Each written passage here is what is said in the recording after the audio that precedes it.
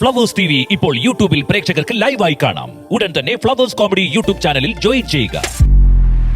തൃശൂർ പൂരം സംബന്ധിച്ച അന്വേഷണ റിപ്പോർട്ട് തള്ളി സിപിഐയും കോൺഗ്രസും. ബാഹ്യ ഇടപെടൽ ഉണ്ടായിട്ടില്ലെന്ന റിപ്പോർട്ട് അംഗീകരിക്കാനാകില്ലെന്ന് LDF സ്ഥാനാർത്ഥിയായിരുന്ന VS സുനിൽകുമാർ പറഞ്ഞു. പൂരം കലക്കലിൽ ആരോപണ വിധേയനായ ADGP MR അജിത് കുമാറിന്റെ റിപ്പോർട്ടിൽ പ്രസക്തിയില്ലെന്ന് പ്രതിപക്ഷ നേതാവ് VD സതീശനും പ്രതികരിച്ചു.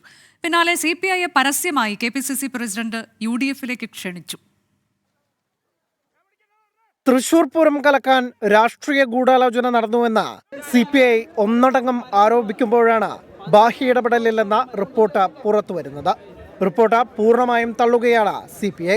റിപ്പോർട്ട് സ്വീകരിക്കാനാകില്ലെന്ന് CPI നേതാവ് VS സുനിൽകുമാർ. ബാഹ്യ ഇടപെടലില്ല എന്നുള്ള റിപ്പോർട്ട് എനിക്ക് അംഗീകരിക്കാൻ കഴിയുന്ന എങ്ങനെയാണ്? എനിക്കറിയാലോ അതിനകത്ത് ബാഹ്യ ഇടപെടൽ ഉണ്ടായെന്ന് എനിക്ക് അറിയുന്നതുകൊണ്ടാണ് ഞാനത് പറഞ്ഞിട്ടുള്ളത്. റിപ്പോർട്ട് കോൺഗ്രസും തള്ളി. പൂരം കലക്കിയതിൽ ആരോപണ വിധേയനായ MR അജിത് കുമാർ തന്നെ നൽകിയ റിപ്പോർട്ടിന് പ്രസക്തിയില്ലെന്ന് പ്രതിപക്ഷ നേതാവ് VD സതീശനും K മുരളീധരനും പ്രതികരിച്ചു. ഈ റിപ്പോർട്ടിന് യാതൊരു പ്രസക്തിയില്ല. പൂരം കലക്കിയതിനെ കുറിച്ചുള്ള ഒരു ജുഡീഷ്യൽ അന്വേഷണം നടത്തണമെന്ന് ഞങ്ങൾ ശക്തമായിട്ട് ആവശ്യപ്പെടുകയാണ്. അജിത് കുമാറിന്റെ റിപ്പോർട്ടിന് വിശ്വാസ്യതയില്ല. അതുകൊണ്ട് തന്നെ ജുഡീഷ്യൽ അന്വേഷണം വേണമെന്നുള്ള കാര്യത്തിൽ ഞങ്ങൾ ഉറച്ചു നിൽക്കാം. പിന്നാലെ CPIയെ UDFിലേക്ക് സ്വാഗതം ചെയ്ത KPCC പ്രസിഡന്റ് K സുധാകരൻ. എന്തിന് നിങ്ങൾ ശ്വാസം മുട്ടണം? ഇവിടെ രാഷ്ട്രീയ മണ്ഡലങ്ങൾ വേറെയില്ലേ? സ്വതന്ത്രമായി എന്തുകൊണ്ട് നിന്നുകൂടാ CPIക്ക്?